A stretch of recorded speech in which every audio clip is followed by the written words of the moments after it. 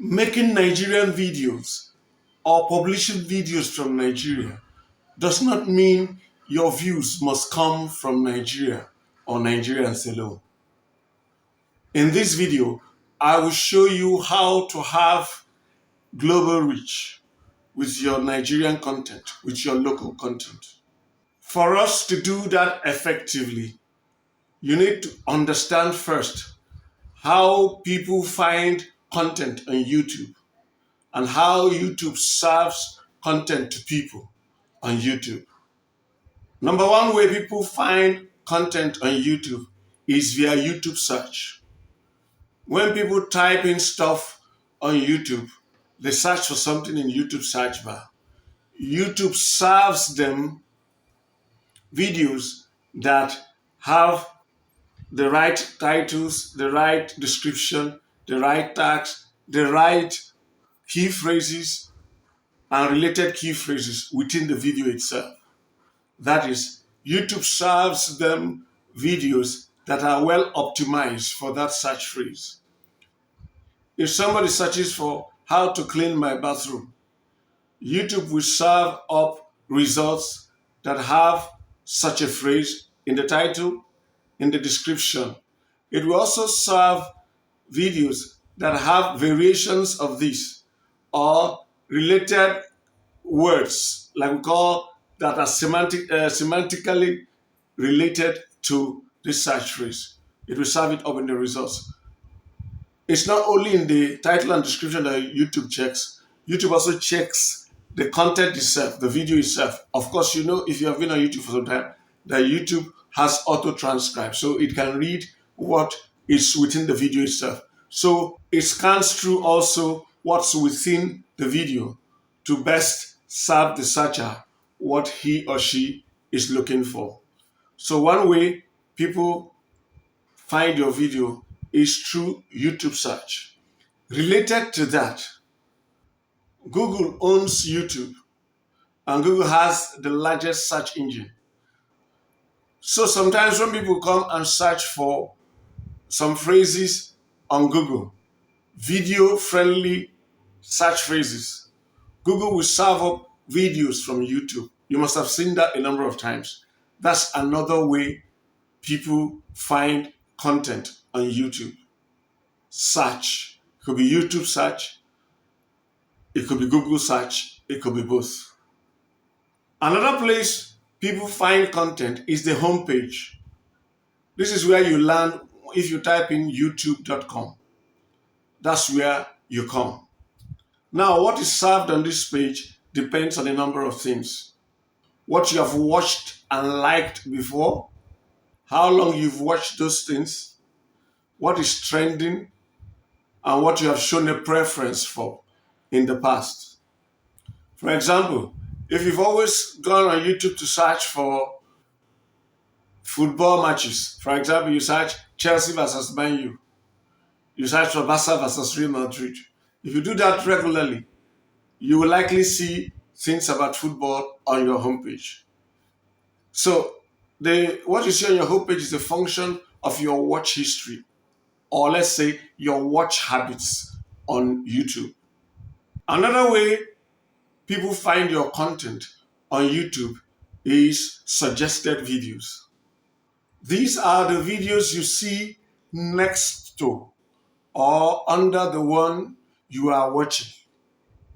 YouTube recommends videos that are similar or related to that one you are watching. Your watch history is another important thing that actually determines what YouTube serves you. It's like Netflix. If you open your watch history and look at the things you've watched the past 30 days, you will discover that YouTube will be recommending more and more of such things, just like any other video platform. More advanced users will find your video in places like trending or explore. But this is not the very popular one. These are very advanced users. People are very comfortable and know their way around YouTube. So let's not talk about that much. So the main brain behind how YouTube operates is YouTube's algorithm. It watches what you click on. It watches how long you watch it, the actions you take after you've watched it. Did you like? Did you share? Did you comment? The algorithm uses this to determine what your preferences are so that it can serve you videos that will keep you watching for longer. The aim of the algorithm on YouTube is to keep you on the platform for as long as possible. Why? The longer you stay on YouTube, the more money YouTube makes. Simple, because they can serve more adverts. So having this understanding, let's now get into what you need to do to ensure that the video you create and publish from Nigeria, even if it is local content, has a global reach. For you to make sense of what I'm going to share, we need to establish some facts based on the explanation I just gave you about how YouTube algorithm works. YouTube does not look at nationality. YouTube looks at relevance to the searcher, the viewer, and wants to keep that viewer on the platform for as long as possible. So whichever content helps YouTube achieve this aim is what it serves. So if your content is in the English language, it is likely or it is qualified to be served in all English speaking areas or to whoever watches YouTube that has shown a preference for watching videos in the English language. Let's establish those facts. So here are the steps you must take if you want to hit a global audience on YouTube. First, you must pick the right niche. For example, now you cannot pick a niche on how to do fish farming successfully in Nigeria and expect a global audience. Because what you have targeted is something that is specific to Nigerians. Yes, you can get Nigerians in diaspora interested, but you will not reach non-Nigerians and the world at large. So the niche you pick is important. If you want a global reach, pick a topic, pick a niche rather, that has a global appeal. Once you have done this, the next step is to use keyword tools to do extensive research for that niche and then find keywords that people in the US, UK, and all over the world are using. If you're using a keyword tool, let's say I'm using keywords everywhere, I would select global, I would select US and check both of them. Then from there, I can now pick the best for me, the ones I can easily rank, and begin to create awesome content on it. But I must make sure that the keywords I pick are global in nature if I want a global reach. For example, if I pick a keyword, affiliate marketing for Nigerian beginners, by the keyword itself, I'm showing that I'm targeting Nigerians. So I shouldn't expect a global reach. For example, this is my channel. I teach Nigerians how to make money online, and that's what I focus on. The only people abroad who were interested in my videos are Nigerians in diaspora and those who deal with Nigerians in diaspora.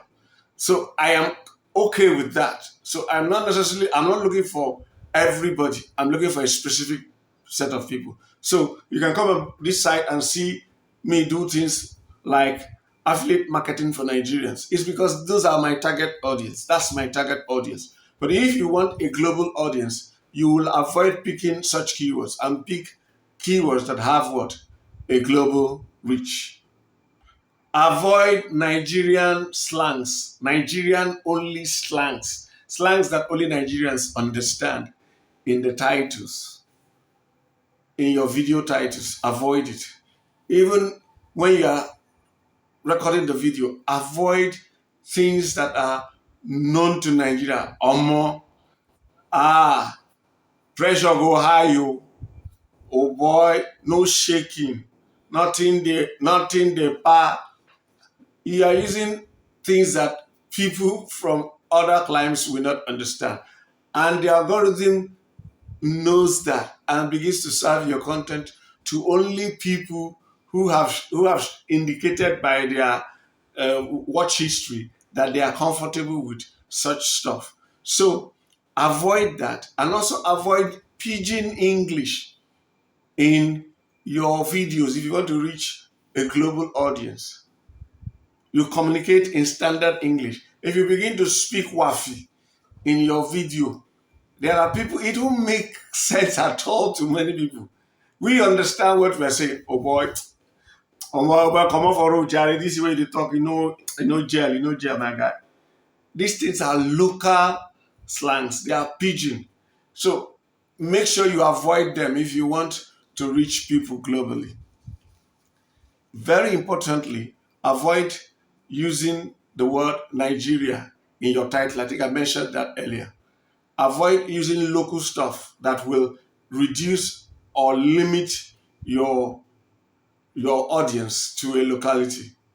For example, how to do stuff in Lagos. That means you are limiting it to only people who are in Lagos and people who want to come to Lagos. If that's what you want to do, that's okay. But if you want a global reach, make sure that in your title you don't make it location specific. If you want to get excellent results on YouTube, you need to have a high click-through rate and you need to have very good watch time on your videos. Those are the two most important things. So every other thing we talk about is to help you get that result. So if you want to have a high click-through rate, you need to ensure that your titles are well thought out to attract people who will click. But most importantly, your thumbnail. Your thumbnail is very important. Spend good time on your thumbnail, designing your thumbnail to stand out. There are a number of tools that will help you achieve this, but make it top priority. And if you want to reach a global audience, use concepts in your thumbnail that a global audience will understand. Don't use things that only people in Nigeria will understand. Think globally when you are creating your thumbnail.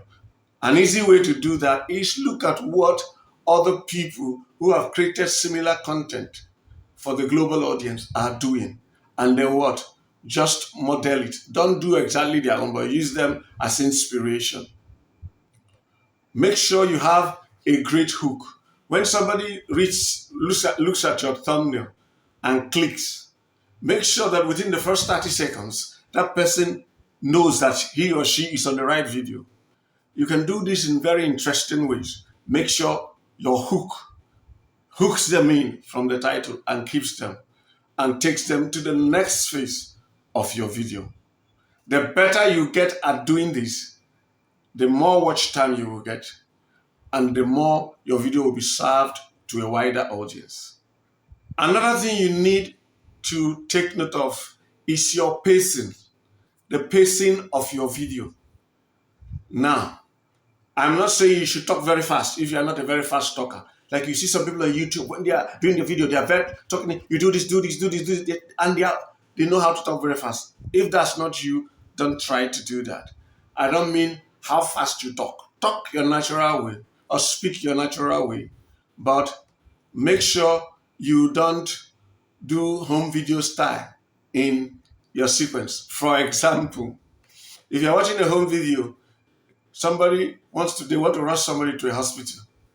You see the person is sick. Mommy, Adanle is sick. Adanle is sick. And mom will say, do you mean it? And then the video will show her, go to her closet, touch this headscarf, touch this gown, touch this thing. Oh my God, which one will I wear? Which one will I wear? They're showing you all those things. Then she finally selects one cloth. Ties her scarf and runs her. Hey, where's the key? Where's the car key? And finally finds the key in the wrong place and picks it and then goes, opens the door, closes the door, then goes to her car, opens the car door, closes the car door, puts the car key in the ignition, turns it on. In the local home videos, they will show you all this process. But now, if you are watching a high-end video, like from Hollywood or things like that, or even our local videos, the higher level guys that are now exposed to doing videos better, you will see that what will happen is, Mommy, Adelina is sick. You say, what? She jumps up. And the next scene, you just see a cut. She jumps up, is dashing out to the room, you see a cut. Next time you see her, she's in the car. And maybe the next thing you just see, a car that zooms across that same woman's car.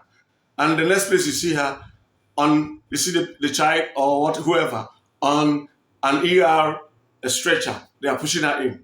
See, within 10 seconds, they have shown you what happened because they know your brain will feel in. And then they see, bam, she jumps up, picks the key. Next place, the car. Next, you see a car just zoom off. Next, you see the ER stretcher. Every normal human being who watches movies knows what has happened.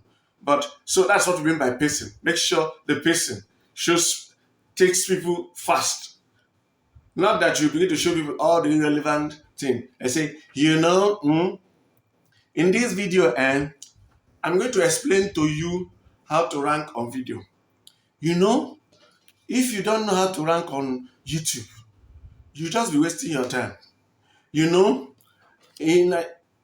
Don't talk like that. If you talk like that, you mess up everything. That means your pacing is wrong. You should go point to next point, to next point, to next point. All of us are learning. In Nigeria, if somebody calls you, if an elderly person calls you, they will not just give you a message. Hello, hi, how are you? I'm fine, sir. How are my children? How was your wife? How is everything? Did you people go for service yesterday? We went. It was wonderful. How was it? The person might spend 5 minutes greeting you before they finally tell you what they want to tell you. Now, don't come with that attitude when you are making your YouTube video. If you make it, you lose a lot of people. People come from different cultures where they want things snappy, snappy, snappy. So that's another thing you need to take note of. I'm going to talk about some other things in the optimization. Your description, for example. Go for long form SEO optimized descriptions. Don't just do 2 lines. If you can, make your descriptions up to 500 words. Make sure within these 500 words, you talk about what you're going to do, but make sure you blend in the search phrase and its variations into it very well. Don't spam it, but make sure you do it correctly. That gives you a better chance. It gives the YouTube algorithm more to work with. If you can, add chapters. If you don't want to go through the hassles of adding chapters yourself, at least add automatic chapters so that YouTube can create chapters so people can jump from one point to the other in your video. If you can do that, it helps. And because you are here to make money, I believe, make sure you also include your outbound links. Outbound links are links to resources that support your claims in the video. For example, now if I'm talking about something and I want to support my claims, I could tell you, check in the description below. There are resources that give you further information on this. That's one thing you can do. But the money things are your affiliate links. If you're adding your affiliate links, make sure you add disclaimers, official disclaimer. We are earning from this link, earns us some money, although it does not affect how much you eventually pay. This is not this bad. So just find disclaimers, the correct disclaimers, and write, because you are working for a global audience. Nigerian government doesn't bother people about affiliate disclaimers, the much I know. But if you are going for an global audience, you must take note of those because you have to comply with international laws and laws of the majority countries that you'll likely be getting viewers from. Make sure you add the right links to your lead magnets if you have one, and any other links you might have, but make sure you don't spam your description or pinned comment with too many links. What are too many links? Links that are not relevant to the content. If you had 20 resources that you mentioned, it's okay to link them. It becomes spammy if it has nothing to do with the video and does not benefit the person watching the video. You're just plugging them in because you think they will make you money. Don't forget to use your keywords correctly. The keyword being, if you are creating a video on how to clean your bathroom, as much as possible, make sure how to clean your bathroom shows up exactly like that within the title of your video. Possibly make sure it also shows up exactly like that within the first 15 to 20 words of your description.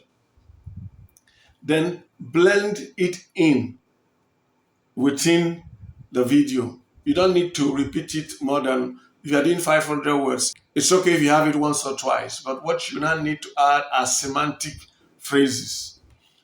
That's fancy word for related phrases. For example, if my video is on how to make money on YouTube, what will be the semantic phrases? Things like YouTube monetization is a semantic phrase.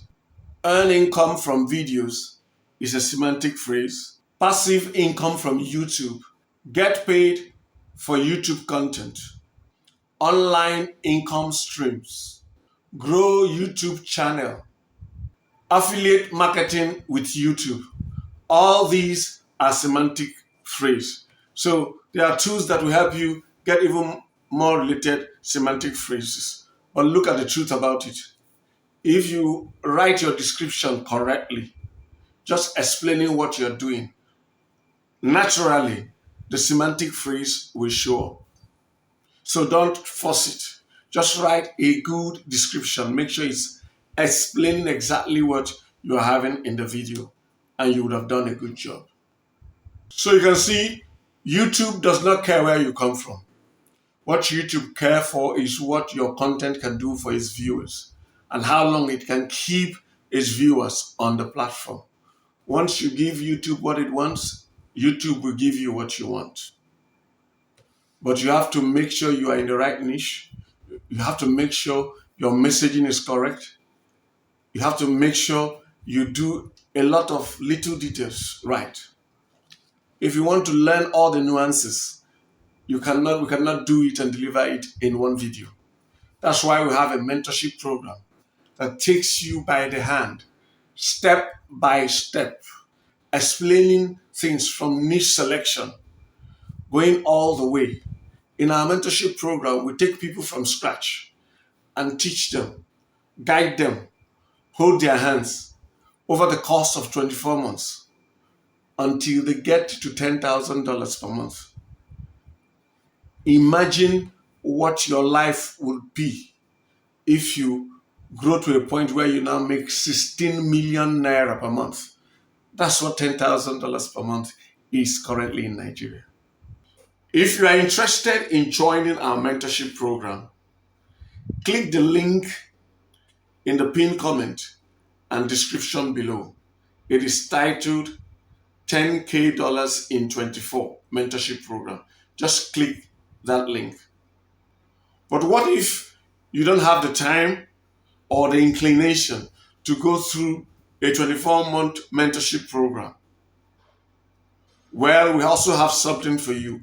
We call it our Done For You package, where we can build these passive income digital assets that will earn you high ticket commissions, big commissions.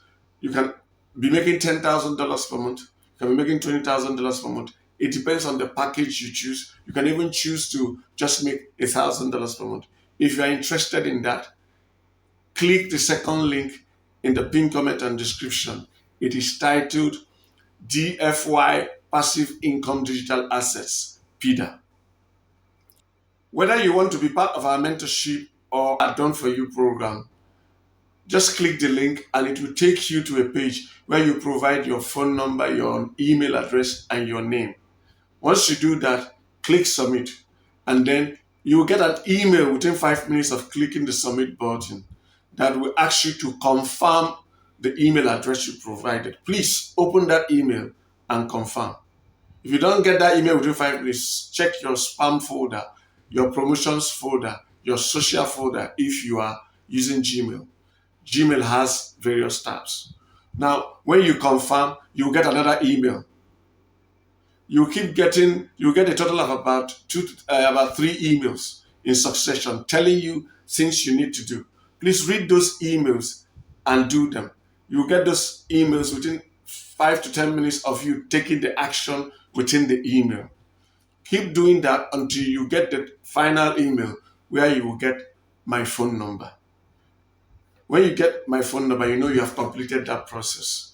Within this process, you would have filled out an application form and you would have booked a call. And when you have done all those, you will get my phone number. If you do that, then I will call you at the time you booked and we will talk. The reason why I will give you my phone number is so that you will save it. So that when it's time, that time you booked, I will call you and you will know it's not a random stranger, but a call you requested. The ball is now squarely in your court. You can change your life. Thanks for watching this video. God bless you and have a great life.